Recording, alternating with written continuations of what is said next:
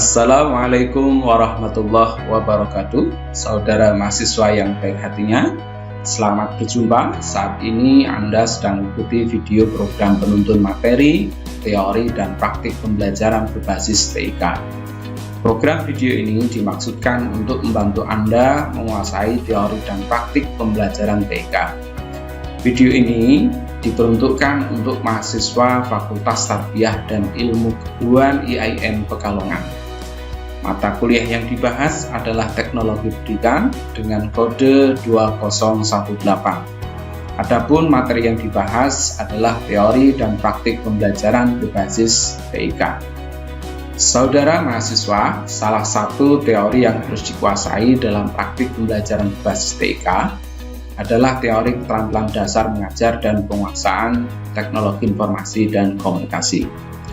Keterampilan dasar mengajar ini adalah keterampilan profesional yang harus dikuasai oleh setiap guru, mulai dari guru tingkat taman kanak-kanak sampai tingkat perguruan tinggi.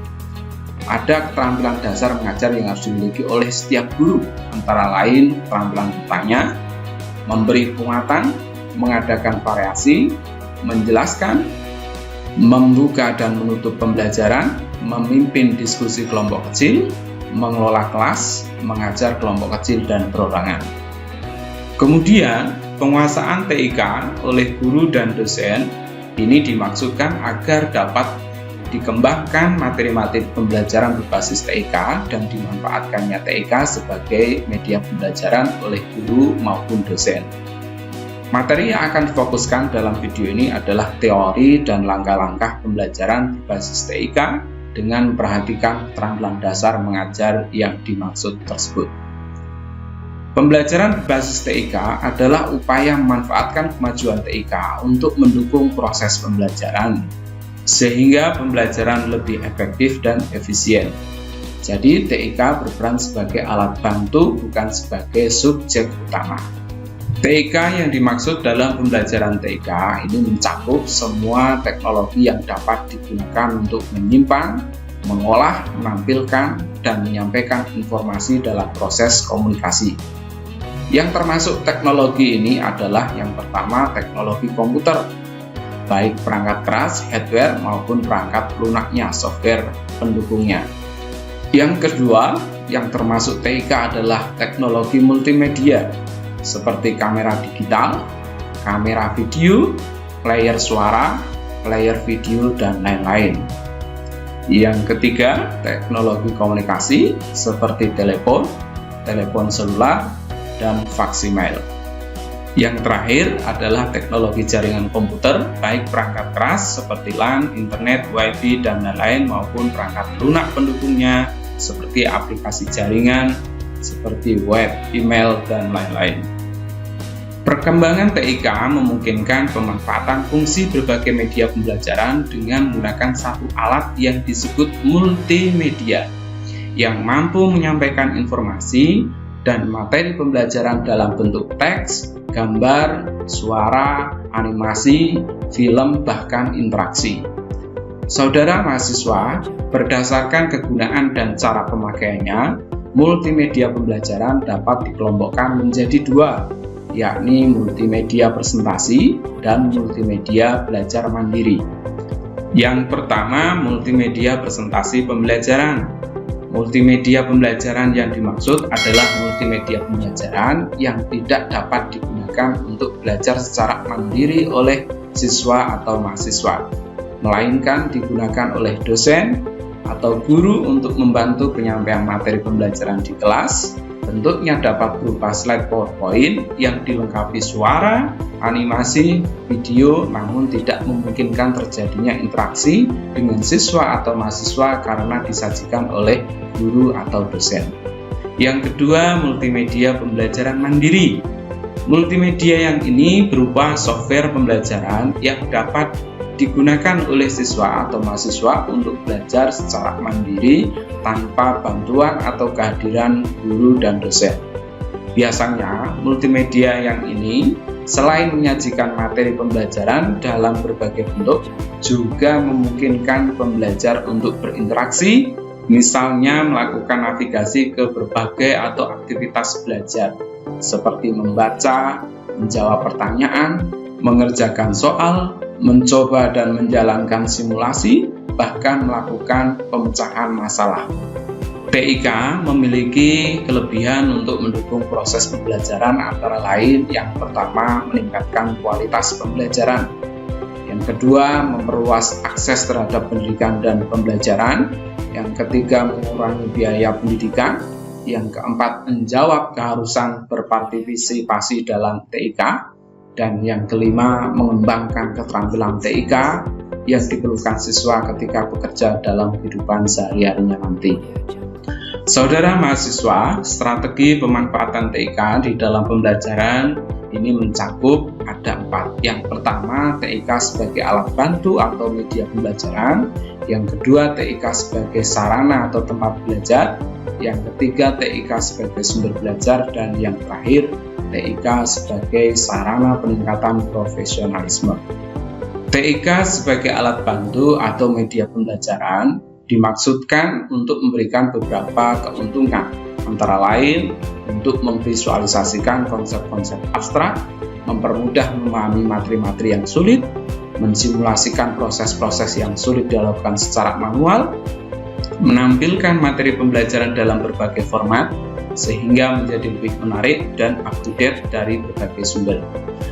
Memungkinkan terjadinya interaksi antara pembelajar dan materi pembelajaran, mengakomodir perbedaan kecepatan dan gaya belajar siswa, mengatasi keterbatasan ruang, waktu, dan tenaga, mendukung perubahan peran guru ke arah yang positif sebagai fasilitator dan mediator dari posisi semula sebagai satu-satunya sumber pengetahuan.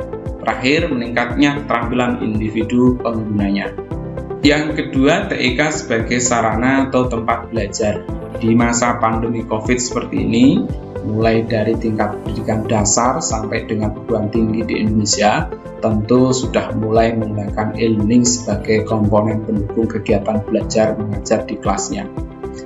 Biasanya mereka menggunakan model blended learning, sehingga melalui fasilitas e-learning, guru atau dosen dapat menyajikan materi-materi pembelajaran, menyediakan sumber-sumber belajar eksternal untuk memperkaya hasanah bacaan, memberikan tugas-tugas kepada siswa atau mahasiswa secara online, bahkan menjawab pertanyaan-pertanyaan siswa atau mahasiswa secara online, memeriksa jawaban tugas-tugas mereka yang dikirim secara online maupun memberikan umpan balik, memeriksa data aktivitas belajar mereka, bahkan memperoleh skor jawaban mereka secara otomatis untuk soal-soal yang diberikan kepada mereka. Sekarang sudah banyak tersedia pilihan software aplikasi e-learning yang dapat dibeli secara komersial atau diambil secara gratis dari internet. Yang ketiga, TIK sebagai sumber belajar. Perkembangan TIK yang sangat pesat tidak hanya dalam bentuk teknologi saja, namun juga dalam bentuk isi konten. Yang keempat, TIK sebagai sarana peningkatan profesionalisme. Hal ini dimaksudkan bahwa seorang guru atau dosen dapat memanfaatkan atau mengembangkan sendiri multimedia pembelajaran. Ditinjau dari kesiapan untuk digunakan, tentu multimedia pembelajaran dapat dikelompokkan menjadi 2 jenis, yakni media yang sudah tersedia dan siap dimanfaatkan, dan media yang diperlukan namun belum tersedia sehingga perlu dirancang dan dikembangkan secara khusus untuk tujuan pembelajaran tertentu. Baik dalam memanfaatkan atau mengembangkan media pembelajaran, maka guru atau dosen harus melakukan pemilihan yang tepat, melakukan pemilihan media yang sesuai dengan kriteria dan juga sesuai dengan tujuan pembelajaran yang hendak dicapai. Dengan ini, maka ada proses bagaimana seorang guru untuk terus meningkatkan profesionalismenya dalam rangka memanfaatkan TIK yang berkembang saat ini. Kemudian, tahapan di dalam mengolah dan menyajikan materi pembelajaran ke dalam media berbasis TIK yang harus Anda pahami adalah yang pertama, kumpulkan sumber-sumber yang muat materi sesuai topik-topik yang akan diajarkan berdasarkan kurikulum atau kompetensi yang ingin dicapai. Yang kedua, buat rancangan struktur isi, outline, media, dan urutan penyajian materi, serta bentuk interaksi sesuai dengan alur pembelajaran yang diharapkan. Yang ketiga, Pilih materi-materi yang sesuai dan sumber-sumber yang sudah terkumpul, dan sajikan isi setiap topik secara singkat dengan bahasa yang sederhana dan komunikatif, dilengkapi dengan ilustrasi atau visualisasi dalam bentuk gambar, grafik, diagram, foto, animasi, atau video, serta audio. Selanjutnya, model pembelajaran berbasis TIK. Saudara mahasiswa, bahwa model pembelajaran berbasis TIK dapat kita golongkan menjadi 4 model. Yang pertama, model drill and practice. Model ini adalah salah satu strategi pembelajaran yang bertujuan memberikan pengalaman belajar yang lebih konkret melalui penyediaan latihan-latihan soal yang bertujuan menguji penampilan siswa melalui kecepatan menyelesaikan soal-soal latihan yang diberikan oleh program. Yang kedua, model tutorial. Model ini adalah salah satu strategi pembelajaran yang di dalamnya disampaikan materi dengan dilakukan secara tutorial. Sebagaimana layaknya tutorial yang dilakukan oleh guru atau instruktur, informasi yang berisi suatu konsep disajikan dengan teks, gambar, baik diam atau bergerak, dan grafik. Yang ketiga, model simulasi. Model ini adalah salah satu strategi pembelajaran yang bertujuan memberikan pengalaman belajar yang lebih konkret melalui penciptaan tiruan-tiruan bentuk pengalaman yang mendekati suasana sebenarnya. Model simulasi ini terbagi dalam 4 kategori. Kategori fisik, situasi, prosedur, dan proses, di mana masing-masing kategori tersebut digunakan sesuai dengan kepentingan pembelajaran. Terakhir, model game, yakni program pembelajaran yang lebih menekankan pada penyajian bentuk-bentuk permainan dengan muatan bahan pelajaran di dalamnya. Selanjutnya, saudara mahasiswa, bagaimana menerapkan pembelajaran berbasis TIK model tatap muka di kelas? Yang harus diketahui bahwa dalam penerapan pembelajaran berbasis TIK di kelas, Anda harus melakukan proses orientasi pertama kali. Pada fase ini, peserta didik diberikan penjelasan terkait multimedia yang dipakai, kerangka pembelajarannya, dan orientasi materi pokok yang akan disampaikan dengan menjelaskan tujuan menyimak materi dari multimedia. Selanjutnya adalah diskusi dan presentasi. Pada fase ini, peserta didik dapat mendiskusikan materi yang diikuti melalui multimedia dan mempresentasikannya, serta menyampaikan materi pelajaran baik berupa konsep-konsep maupun keterampilan. Yang ketiga, latihan terstruktur.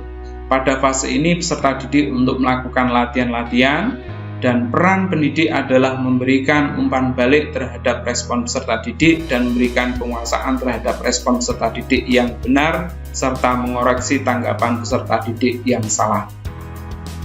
Yang keempat, melakukan latihan terbimbing. Pada fase ini, pendidik memberikan kesempatan pada peserta didik untuk berlatih konsep atau keterampilan. Latihan terbimbing ini juga bisa digunakan oleh pendidik untuk menilai kemampuan peserta didik untuk melakukan tugasnya. Jadi, peran pendidik adalah memonitor dan memberikan bimbingan jika diperlukan. Terakhir, kita berikan kesempatan kepada peserta didik untuk melakukan latihan mandiri. Pada fase ini, peserta didik melakukan kegiatan latihan secara mandiri. Saudara mahasiswa, lalu bagaimana penerapan pembelajaran berbasis TIK model pembelajaran jarak jauh? Agar peserta didik belajar efektif dari rumah dalam pembelajaran PJJ, kita coba terapkan konsep manajemen MAU dari Tanoto Foundation. Ada 3 huruf MAU, M, A, dan U. Yang pertama kita terapkan dengan M, mengondisikan. Mengondisikan diartikan mengajak anak siap untuk belajar dengan metode yang digunakan oleh guru, baik daring maupun luring. Untuk daring, guru sebaiknya menjelaskan pada anak terkait memahami cara penggunaan aplikasi, menjelaskan aturan belajar, memberi penjelasan tentang kegiatan belajar setiap harinya, bahkan membuat video tutorial untuk menjelaskannya. Sedangkan pada proses luring, guru bisa memberikan lembar kerja peserta didik yang jelas dan dapat dipahami anak. Tetapkan pula berapa lama waktu pengerjaan dan ketentuan mengumpulkan LK tersebut. Yang kedua, A. Aktifkan, yakni bagaimana guru membangun proses pembelajaran yang aktif sehingga membuat anak semangat untuk pembelajaran luring. Untuk pembelajaran luring, anak bisa diberi penugasan yang dapat dilakukan di rumah atau terkait dengan orang-orang yang ada di rumah sesuai materi pokok, sehingga mereka bisa memanfaatkan waktunya dengan belajar bersama keluarga. Untuk daring, anak bisa diminta untuk memperlihatkan hasil kerjanya dan menjelaskannya secara daring sehingga terjadi interaksi antara murid dan guru di ruang virtual.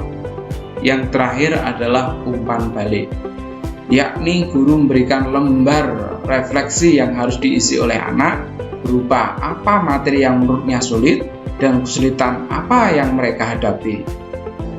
Lalu, guru memberikan tanggapan dari hasil refleksi yang diberikan oleh anak didik mereka, sehingga komunikasi guru dan murid terus tetap berlangsung dan tetap terkomunikasi. Saudara mahasiswa, contoh tahapan atau langkah-langkah pembelajaran berbasis TIK, model drill and practice dapat Anda simak dalam video berikut. Assalamualaikum warahmatullahi wabarakatuh. Waalaikumsalam warahmatullahi wabarakatuh. Good morning. Good morning. How are you today? I'm fine. And you? I'm fine too, thank you. Oke, kabarnya baik-baik semua ya, alhamdulillah. Berangkat semua kan ya di sini ya? Ya. Berarti langsung saja kita di sini akan belajar mengenai klasifikasi hewan berdasarkan jenis makanannya. Itu dibagi menjadi berapa? 3. Ya, benar sekali. Dibagi menjadi 3. Sebentar ya. Apa saja ya 3 itu? Yang pertama ada apa di sana itu? Herbivora. Herbivora, karnivora, dan omnivora. Yang pertama, kita bahas yang pertama itu adalah yang herbivora atau dalam bahasa Inggrisnya disebut dengan herbivore. Nah, hewan-hewan yang termasuk dalam herbivora, berarti herbivora itu makan apa anak-anak? Makan tumbuhan, pintar sekali. Yang makan tumbuhan, hewan apa aja? Yo. Sapi, kerbau, terus kambing, kuda, dan lain-lain. Oke, sekarang yang pertama di situ ada sapi. Sapi bahasa Inggrisnya apa anak-anak? Cow. Pintar. Yang kedua ada kambing. Kambing bahasa Inggrisnya apa? Sekarang apa ya tadi yang pertama? Singa ya. Singa bahasa Inggrisnya apa? Lion. Apa anak-anak? Singa. Bagus. Harimau. Tiger. Ya, seperti itu ya bacanya, harus falsing. Ya, falsing ya seperti itu. Selanjutnya. Nah, bisa dilihat ya anak-anak, itu. Yang sebelah sini ya, ada sapi. Sapi bahasa Inggrisnya cow. Sapi termasuk carnivore, herbivore atau omnivore? Iya, bagus sekali. Terus yang bawah itu adalah kelinci. Kelinci bahasa Inggrisnya apa? Rabbit. Ya. Termasuk golongan herbivore, carnivore, or omnivore? Herbivore, bagus sekali ya. Macan termasuk carnivore, herbivore, or omnivore? Carnivore, benar? Iya. Oke, berarti sudah tahu semuanya ya. Sekarang kita akan main game, animal game. Kita akan belajar mengenai animal atau belajar tentang hewan-hewan. Animal game. Bermain ya, seperti itu. Oke. Yang pertama, mau karnivora dulu, herbivora atau omnivora? Karnivora. Kita klik yang karnivora.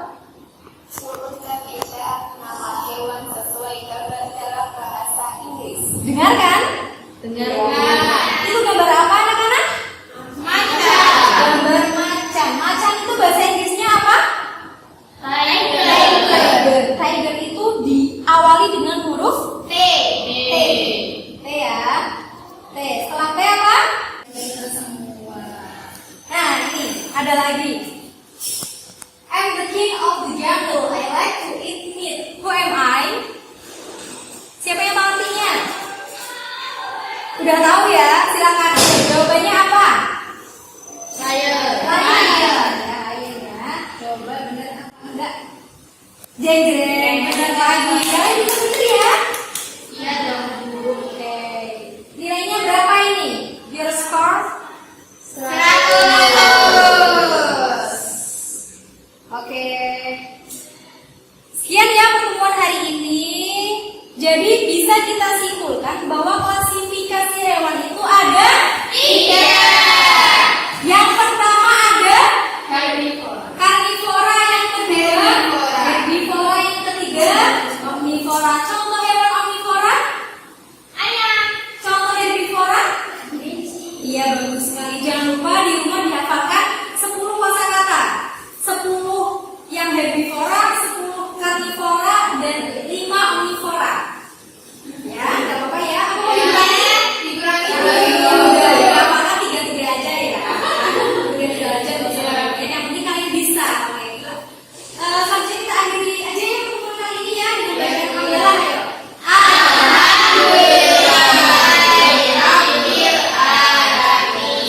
Ya. Mohon maaf. Wassalamualaikum warahmatullahi wabarakatuh. Waalaikumsalam warahmatullahi wabarakatuh.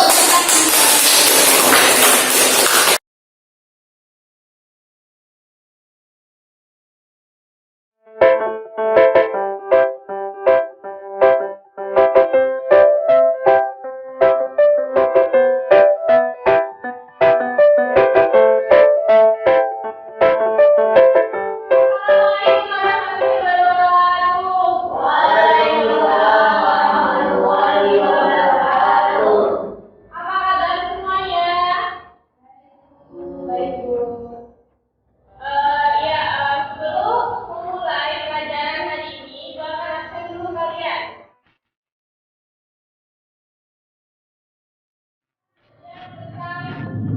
Sedekah.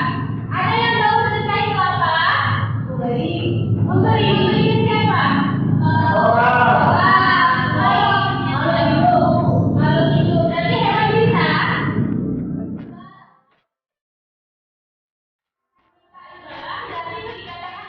Iya. Kita langsung praktek ya. Ibu ada pertanyaan buat kalian tentang sedekah. Kalian tahu sedekah yang paling murah, yang paling mudah?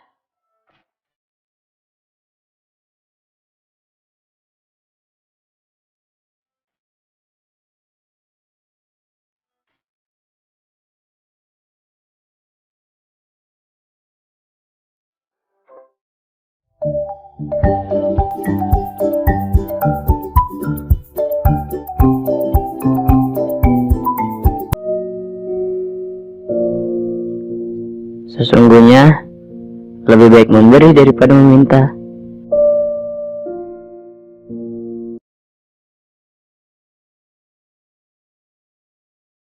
Sebutkan manfaat dari sedekah. Apa aja coba? A, B, C. Kecuali ya. A. Benar? Ya, tidak benar. Kecuali ya. Oh iya, kecuali.